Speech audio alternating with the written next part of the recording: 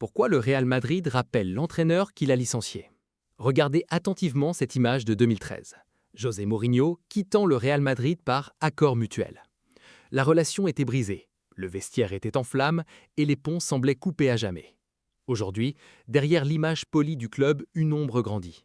La saison 2025-2026 est au bord du désastre, mais le problème est plus profond que de simples trophées.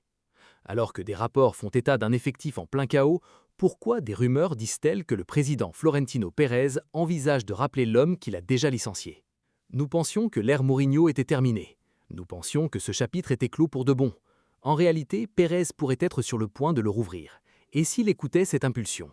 Plongeons dans l'analyse de la réunion la plus toxique et la plus tentante du football.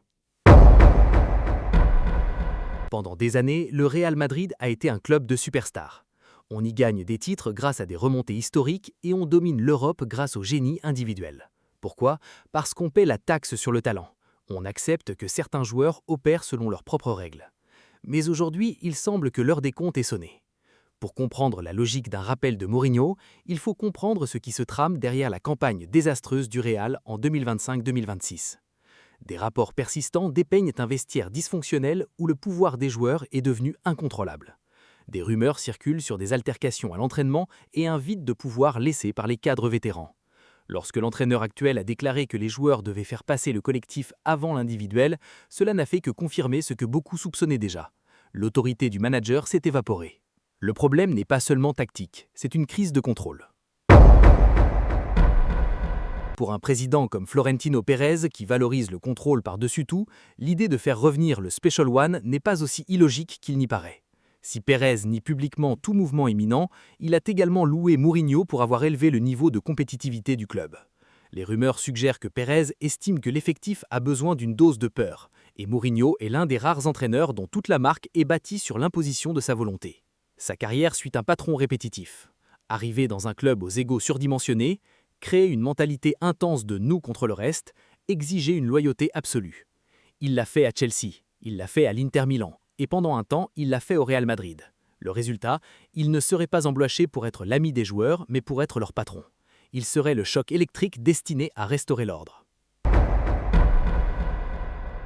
Bien sûr, passer cet appel signifie choisir d'oublier la tempête qui a mis fin à son premier mandat. Le passage de Mourinho de 2010 à 2013 a été un tourbillon.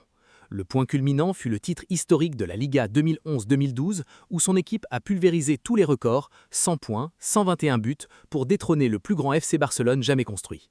Mais la dernière saison fut un désastre.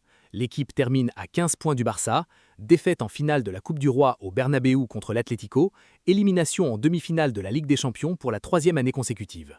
Plus grave, l'atmosphère toxique. Ces querelles publiques avec des légendes du club comme Iker Casillas avaient laissé un vestiaire amèrement divisé.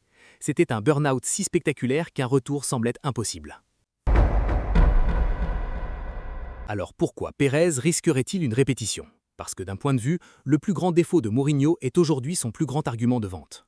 Ici, la logique devient un calcul froid et brutal. Son style conflictuel, qui a autrefois brisé le vestiaire, est aujourd'hui perçu par certains comme le seul outil assez puissant pour le réparer. L'idée est que les problèmes actuels de Madrid ne peuvent pas être résolus par des schémas tactiques ou des discussions amicales. Ils exigent une figure qui n'a pas peur de mettre un superstar sur le banc ou de dénoncer un manque d'effort. L'argument est le suivant. Si le vestiaire est devenu plus grand que le club, vous engagez le seul homme qui n'a jamais hésité à prouver qu'il est plus grand que n'importe quel joueur. Conclusion. Coup de génie ou suicide sportif? Qu'en pensez-vous? Faire revenir Mourinho serait-il un coup de maître pour restaurer l'ordre ou un pari désespéré condamné à répéter l'histoire? Est-ce la bonne décision pour le Real Madrid? Au fond, les rumeurs persistantes d'un retour de Mourinho ne concernent pas le beau jeu ou un projet à long terme. Il s'agit de pouvoir. C'est un pari à haut risque basé sur la conviction que le club a besoin d'une réinitialisation culturelle et non simplement d'une évolution tactique. La question centrale demeure. José Mourinho est-il le remède autoritaire pour un vestiaire fracturé ou est-il un pyromane à qui on confie un baril de poudre? La réponse pourrait définir la prochaine ère du Real Madrid.